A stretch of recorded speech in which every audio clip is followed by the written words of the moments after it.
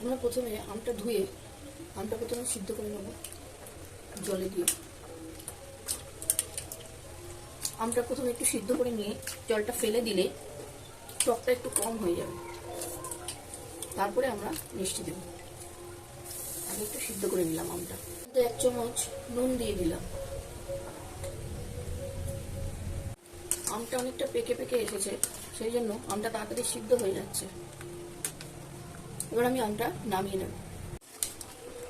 জলটা ছেঁকে আমটা এখানে তুলে নিলাম।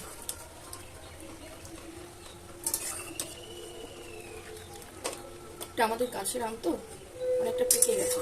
হনুমানে সব আম খেয়ে চলে যাচ্ছে, এই কটাই লাস্টে আম ছিল, পেরে ফেলা হয়েছে। পেঁপে আমি করবো তো 1 বাটি চিনি এর মধ্যে দিয়ে দিলাম।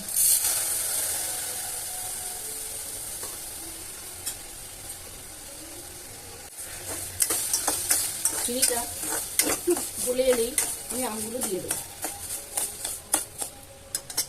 চিনিটা যতক্ষণ গলছে আমি এর মধ্যে একটু আদা, এর মধ্যে একটুখানি আদা আমি দিয়ে দেবো। এই যে আদাটা আমি এর মধ্যে ঘষে নিয়ে দেব। অল্প একটু আদা দেবো, এতে কি হয় সেন্টটা খুব ভালো আসে।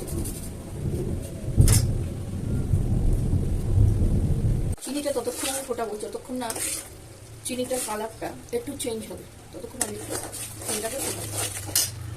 আপনারা এই কথাটা জানবেন যে চিনিটা যখন আমি জাল দেবো তখন কিন্তু গ্যাসটাকে একটু সিমে করে দিতে হবে। বেশি বাড়িয়ে দিলে চিনিটা পুড়ে যেতে পারে। চিনির কালারটা অল্প চেঞ্জ হয়েছে, তো এবার আমি আমগুলো দিয়ে দেবো, সেদ্ধ আমগুলো।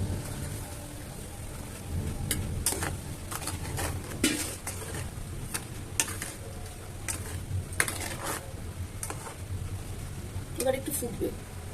আমটা যেহেতু নরম ছিল অনেকটা গলে গেছে, তো অনেকদিন রেখে দেওয়ার জন্য আমি একটু ভিনিগার দিয়ে দিলাম। আর একটু বাড়িতে বানানো ভাজা মশলা একটু উপর দিয়ে দিন।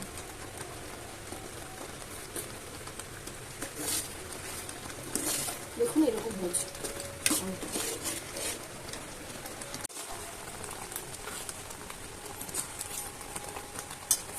Very spicy. Yo vengo con salsa. Es la cool. Es la house. গরমের যে বাইরে সিজন চলন্ত চাকরি বলছে হালকা একটা ব্যাগও ভীষণ ভারী লাগে খায়। এজন্য একটা নয় দুটো উপায়, ডেটল আইসি ফুড আর ডেটল লাইন ফুড জানেন। আমি শুধু অনুমান করতে পারি আমি জানতাম কি ওই রাতে যে কিছু একটা ঘটবে সেটা তোমার মনে হয়েছিল। তখনও কিন্তু আসলে